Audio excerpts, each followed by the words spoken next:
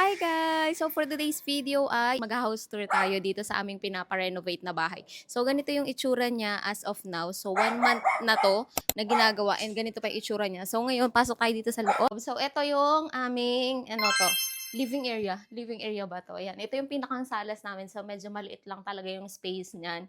Tapos ito, binakbak na din namin to kasi ito dati ay closed. So ayan, ito na yung kitchen namin. Tadan!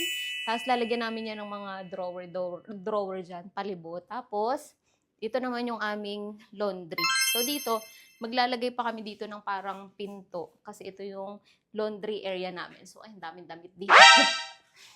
Ito naman yung aming CR. So, ganito lang siya kaliit. Tapos ngayon, in-extend namin siya dito. Tapos ito yung pinakang liguan. So, ayan, may mga bakbak na siya para lalagyan ng tiles. So, yan, excited na din kami sa magiging kalabasan nitong CR na to. So, ngayon, akyat naman tayo dito sa ating second floor. Ayan, so medyo makalat, maalikabok dito sa area. Itong area na to is gagawin din naming kwarto. Tapos nakikita nyo ba tong space na to? So, ito naman ay storage, lagayan ng mga kung anik-anik dyan. So, syempre, nag-affiliate tayo, madaming product.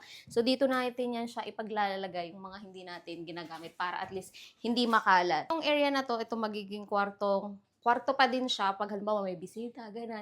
Tapos pwede ko din siyang gawing studio. So, wow! And dito naman tayo sa master's bedroom. So, ito, medyo malaki din siya.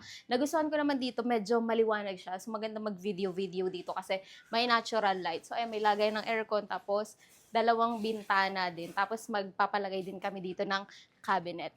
Hello! Tapos itong part na to, ito naman yung aming terrace para pag sa umaga, magkape-kape ka dito, tambay ka tuwing hapon. So, hello madlang people! Para kita natin ang taong bayan, Charis.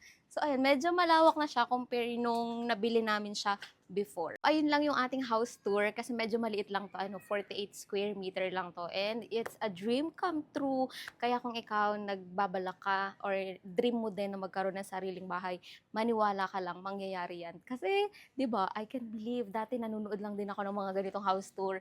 Hindi ko ako makapaniwala na darating din kami sa ganito. Ayun lang guys for today's video. See you on my next